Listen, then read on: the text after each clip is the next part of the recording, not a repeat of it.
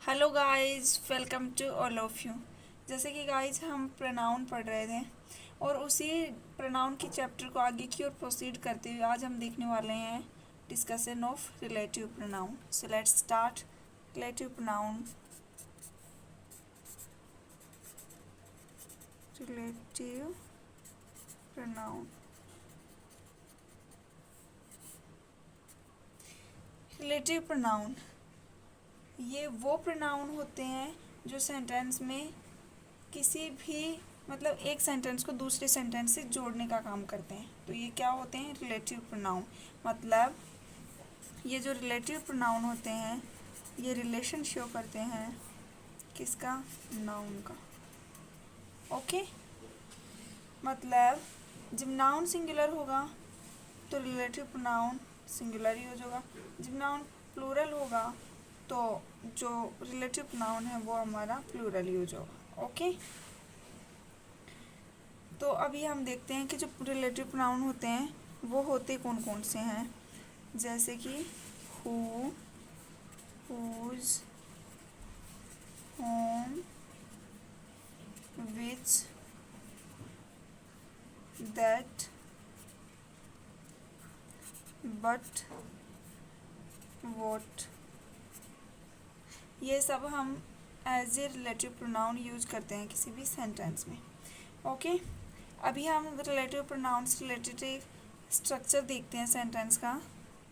और स्ट्रक्चर जो है वो है कि किसी भी सेंटेंस में जैसे पहले नाउन यूज हुआ, देन इसके एक वर्ड यूज किया हमने, आफ्टर दैट हमने यूज किया रिलेटिव प्रोनाउन। तो हमने इस वर्ड के बाद जो रिलेटिव प्रोनाउन यूज किया है ये हमेशा इनकरेक्ट होगा। एक बार इसका एग्जांपल देखते हैं ताकि ये कॉन्सेप्ट आपको अच्छे से क्लियर हो कि ऐसा क्यों है। एग्जांपल हमारा the issue is very sensitive.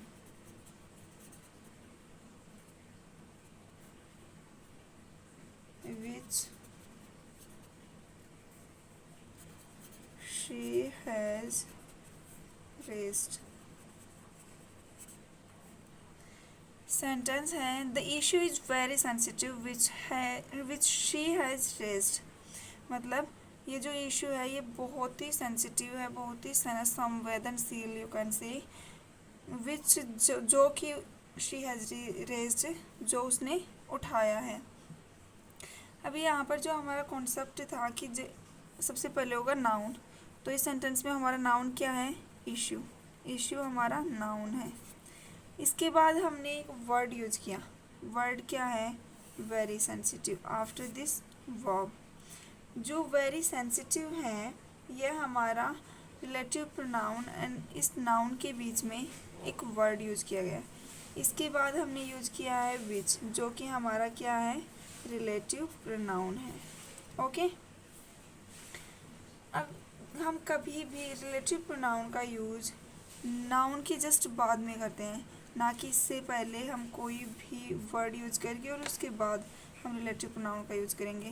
That means this use of, मतलब इस वर्ड का जो यूज है दिस वन इज इनकरेक्ट। यहाँ पर इस वेरी सेंसिटिव को हटाकर हमें अगर ये सेंटेंस करेक्ट करना है तो हम बोलेंगे the issue is very sensitive which, sorry, मतलब इसको डायरेक्ट ऐसे बोल सकते हैं कि the issue which she has raised is very sensitive. Okay. एक बार मैं इसको राइट डाउन कर देती हूँ जो हमारा करेक्ट फॉर्म ऑफ सेंटेंस था। द इशू, इसको डायरेक्ट कह सकते हैं द इशू। नाउन के बाद हमने प्रोनाउन यूज कर लिया इस बार, which she has raised is very sensitive. Okay guys, I hope आपको ये स्ट्रक्चर पता चला होगा कि एक सेंटेंस में जो प्रोनाउन है इसकी पोजीशन क्या होती है जस्ट नाउन के बाद में। ओके। अभी इसी के साथ हम एक और कॉन्सेप्ट डिस्कस करते हैं कि जैसे कोई सेंटेंस है, अब इस सेंटेंस में दो क्लोज होते हैं। जैसे कोई भी सब सेंटेंस है उसमें हम दो क्लोज डिस्कस करते हैं हमेशा। जैसे कि हमने ये वाला जो एग्जांपल देखा था, इसी को एक बार देखते हैं कि the issue which she has raised is very sensitive. इसमें जो द इशू है ये मैन क्लोज हो गया। इसमें दो क्लोज होते हैं किसी भी सेंटेंस में। क्लोज बोले तो सबसे पहले सब्जेक्ट हो गया, फिर वर्ब हमेशा। ओके, तो यहाँ पर हमने जैसे द इशू, ये हमारा मैन क्लोज हो गया। इसके बाद हमने विच जो यूज किया है, इसके बाद ये अभी के लिए आप इतना याद रख लो कि जैसे हमारा जो भी रिलेटिव प्रोनाउन यूज होगा उसके जस्ट बाद जो भी सेंटेंस यूज होगा वो हमेशा कैसा सेंटेंस होगा, subordinate sentence, means subordinate close use होगा। ओके, जो मेन क्लोज होगा हमारा वो होगा जो भी रिलेटिव प्रोनाउन होगा उससे पहले जो भी सेंटेंस यूज किया गया है वो हमेशा प्राइमरी मतलब बोले तो जो हमारा मेन क्लोज है वो as a main clause use हुआ है वो वाला सेंटेंस, और जो भी हमारा रिलेटिव प्रोनाउन के बाद यूज होगा वो हमेशा क्या होगा, सबऑर्डिनेट क्लोज। ओके गाइज, इसी से रिलेटेड हम एक पॉइंट देखने वाले हैं जो कि बहुत इंपॉर्टेंट है। ओके, तो लेट्स अंडरस्टैंड कि हमारा जो कॉन्सेप्ट था वो क्या है, कि मतलब रिलेटिव प्रोनाउन हम इस तरह से लिख लेते हैं। जैसे जो भी रिलेटिव प्रोनाउन है मतलब हु, विच एंड दैट, जिनके हम अभी बात करने वाले हैं, इनका जो यूज होता है हमेशा सबऑर्डिनेट क्लॉज के सब्जेक्ट के रूप में।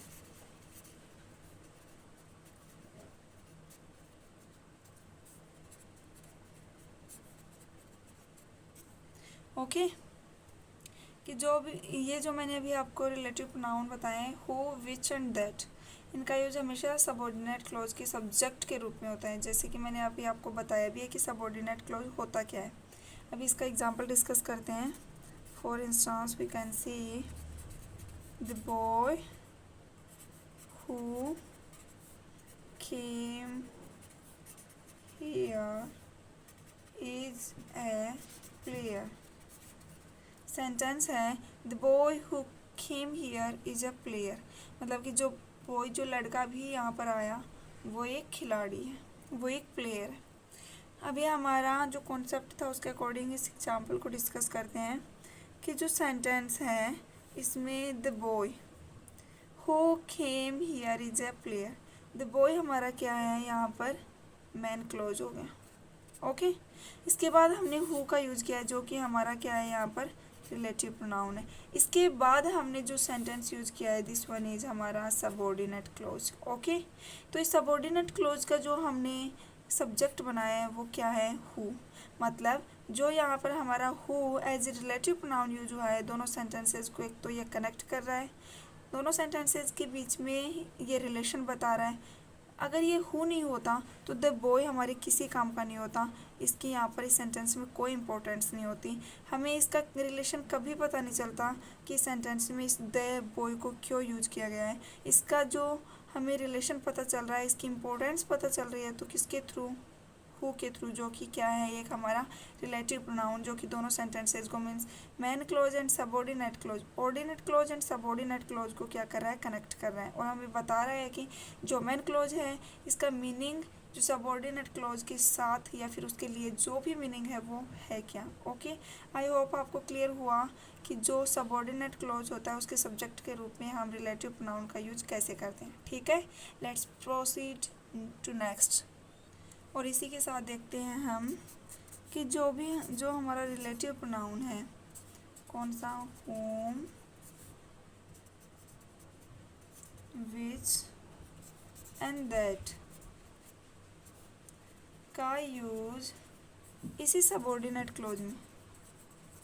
ओके, सबऑर्डिनेट क्लोज हम हिंदी में बोले तो इसको आप उपवाक्य बोल सकते हो, वाक्य का सब पार्ट मीन्स उपवाक्य में जो भी वर्ब होगा वर्ब के ऑब्जेक्ट के रूप में।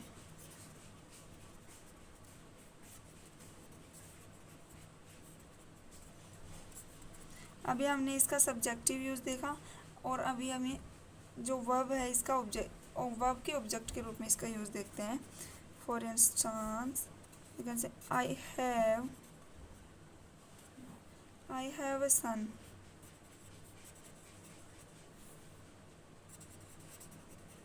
whom I love very much।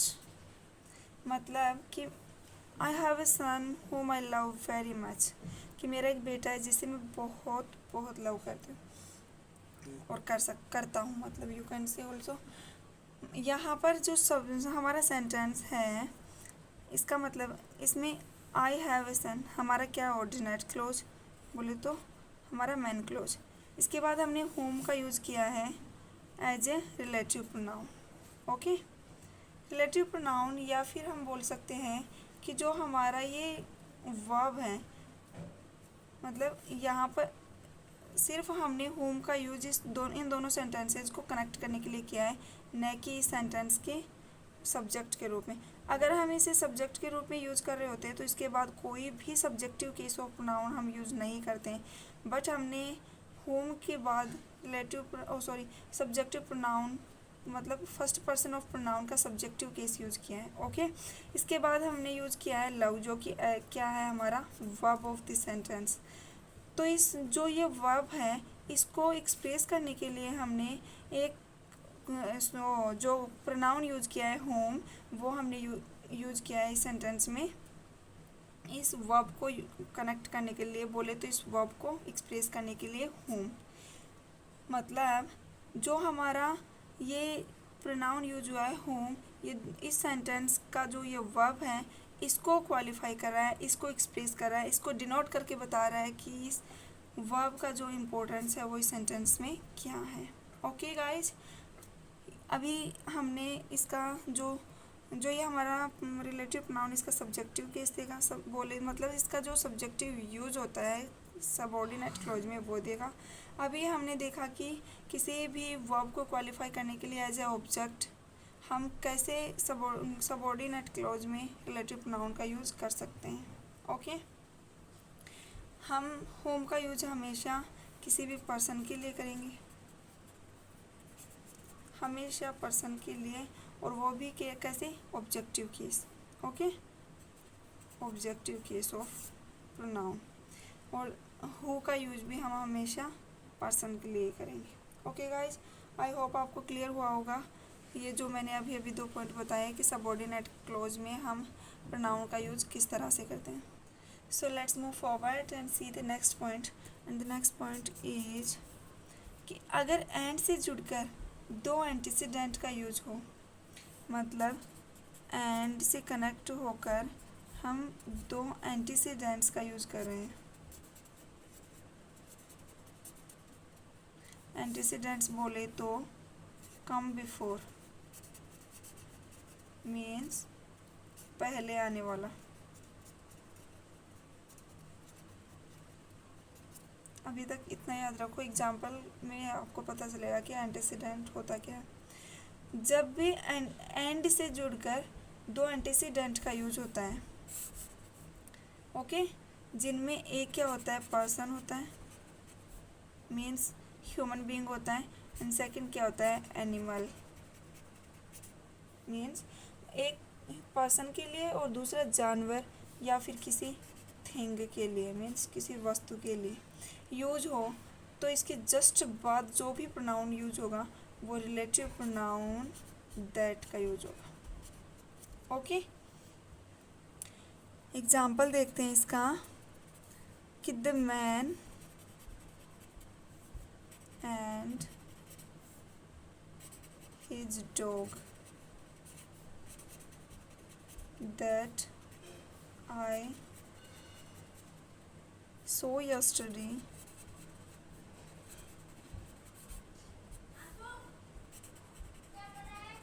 have seen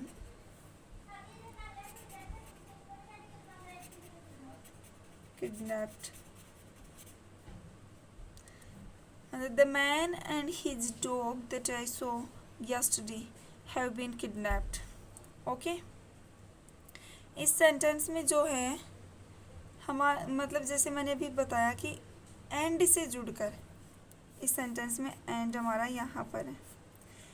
दो एंटीसीडेंट मीन्स एंटीसीडेंट बोले तो कम बिफोर, एंड से एक तो हो रहा है human being means man, man connect हो रहा है। सेकंड वाला हमारा जो है वो डॉग। ये दो एंटीसीडेंट जो है वो एंड से जुड़कर इस सेंटेंस में यूज किए गए हैं। तो इन दोनों के बाद जो रिलेटिव प्रोनाउन हमारा यूज हुआ है, ये हमने कौन सा यूज किया है, दैट। सेंटेंस का स्ट्रक्चर करेक्ट है, मतलब the man and his dog that I saw yesterday have been kidnapped. जो मैंने मैन और उसका जो कुत्ता जो कल मैंने देखा था वो किडनैप्ड हो गए। मतलब जो दो मतलब एंटीसीडेंट हमने यूज किया, एक मैन और एक हिज डॉग, दोनों का एंड से कनेक्ट किया है। इसके बाद हमेशा जो भी प्रोनाउन यूज होगा वो हमेशा कौन सा यूज होगा, दैट। ठीक है, आई होप आपको दैट का यूज पता चला होगा कि एज ए रिलेटिव प्रोनाउन हम दैट को किसी सेंटेंस में कैसे यूज करते हैं। ओके गाइज, नेक्स्ट कॉन्सेप्ट है हमारा ऑल। मीन्स ऑल का यूज किसी सेंटेंस में व्यक्ति के लिए हो, मतलब जब हम किसी भी सेंटेंस में जो है ऑल का यूज कर रहे हैं वो भी किसी पर्सन के लिए, तो इसके बाद हमेशा हम जो भी प्रोनाउन यूज करेंगे मतलब रिलेटिव प्रोनाउन, वो या तो हम हु करेंगे या तो फिर हम दैट का यूज करेंगे। ओके, न कि हम होम और विच, ये हमेशा इनकरेक्ट होंगे। ओके गाइज, एक बार हम एग्जाम्पल देखते हैं इसी से related. All who are interested to do this work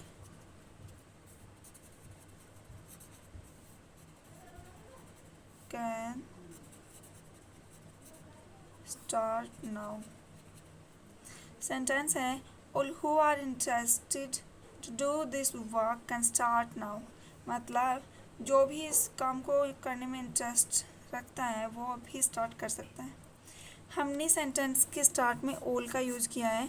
इसके बाद जो हमारा रिलेटिव प्रोनाउन यूज हुआ है हमने किया है हु, जो कि सेंटेंस का करेक्ट यूज है।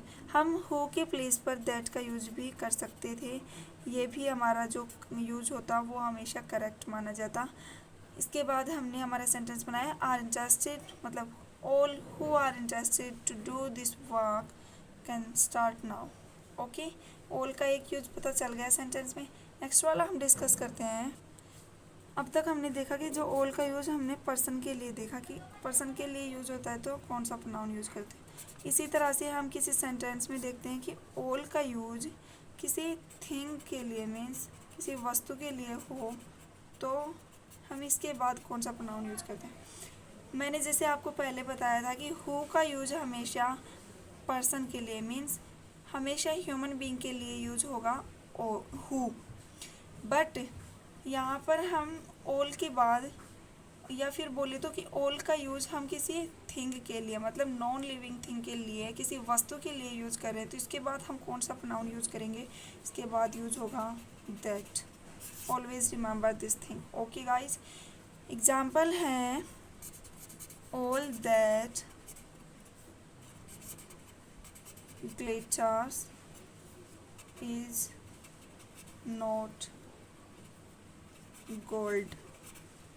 all that glitters is not gold means हर चमकने वाली चीज़ सोना नहीं होती।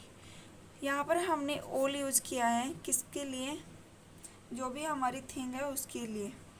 that हमने प्रोनाउन यूज़ किया है इस थिंग को डिनोट करने के लिए, all से रिलेट करने के लिए, जो कि हमारा रिलेटिव प्रोनाउन यूज हुआ है इस सेंटेंस में। All that glitters is not gold means यहाँ पर हमने ऑल के बाद थिंग को डिनोट करने के लिए कौन सा प्रोनाउन यूज किया है, दैट, जो कि हमारा सेंटेंस में करेक्ट यूज है। ओके गाइज, आई होप आपको पता चला होगा कि ऑल का यूज हम किसी पर्सन के लिए करते हैं तो कौन सा रिलेटिव प्रोनाउन यूज करते हैं, और उसी ऑल का यूज हम किसी सेंटेंस में as a non living thing के लिए करते हैं तो कौन सा प्रोनाउन यूज़ करते हैं। ओके गाइज, आई होप आपको ऑल का यूज़ अच्छे से और उसके साथ जो भी रिलेटिव प्रोनाउन यूज़ होगा उसका यूज़ हमें अच्छे से क्लियर हुआ है। ठीक है, So let's move forward and see the next point. And the next point is everything, nothing, the only, any, all, everyone, none, no, nobody, much, little, the same, the same, the few, the little के बाद हम कौन सा pronoun use करते हैं? That. हमारा next point है कि जैसे everything,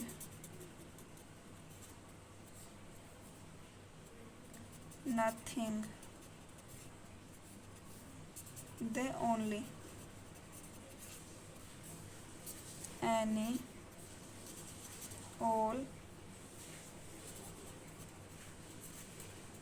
everyone, none, no, nobody, much, little, the same, the few, the little। इन सब के बाद हम प्रोनाउन यूज करते हैं तो कौन सा करते हैं? हमेशा दैट। दैट प्रोनाउन का यूज हम करते हैं, okay, as a relative pronoun. Example है हमारा कि my father has given me everything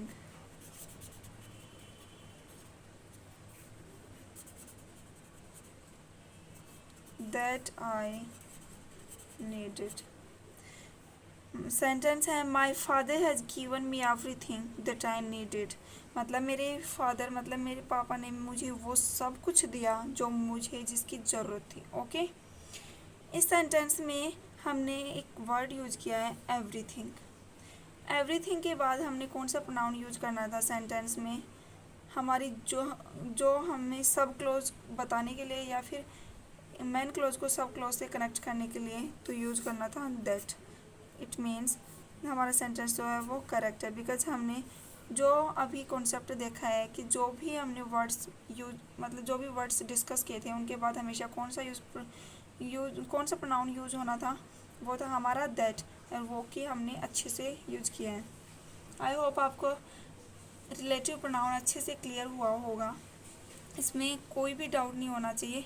जो भी सिंपल से यूज हैं वही हमेशा एग्जामिनेशन में टॉप किए जाते हैं एज ए एरर, और वो मैंने आपके साथ अच्छे से डिस्कस कर लिए हैं कि कौन सी प्रोनाउन का एज ए सब्जेक्टिव यूज होता है, ऑब्जेक्टिव यूज होता है, या फिर जो भी प्रोनाउन होता है उसका सेंटेंस में यूज कैसे होता है। ओके गाइज, आज इस वीडियो में हम यहीं तक रखते हैं, नेक्स्ट वीडियो में इसका नेक्स्ट पार्ट कंटिन्यू करेंगे।